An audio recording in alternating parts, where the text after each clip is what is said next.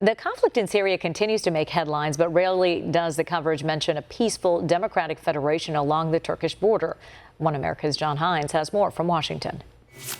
Several distinct areas near the Turkish border in northern Syria have banded together to form a pro-American autonomous region called the Democratic Federation of Syria, which its leaders hope could become a separate country with full democratic rights for women and religious and ethnic minorities.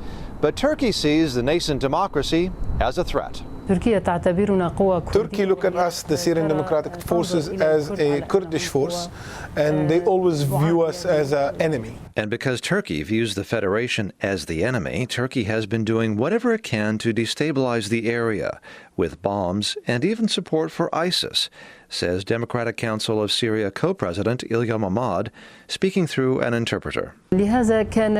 So they seek to keep Syria as an area of conflict. If ISIS is in Syria, that means there is no stability and that the war is going to continue. And currently they are fighting our forces, the Turks. And we have obtained many documents, the supporting relation between Turkey and ISIS.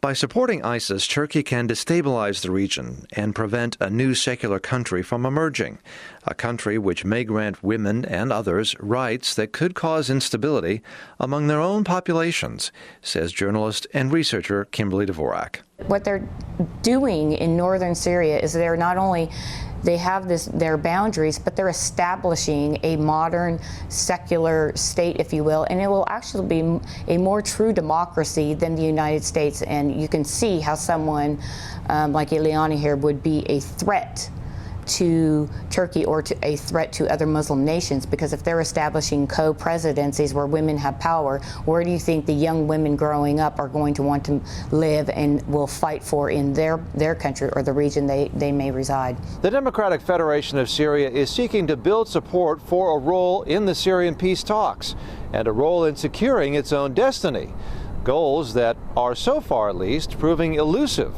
as the United States continues to support its NATO ally, Turkey. John Hines, One America News, Washington.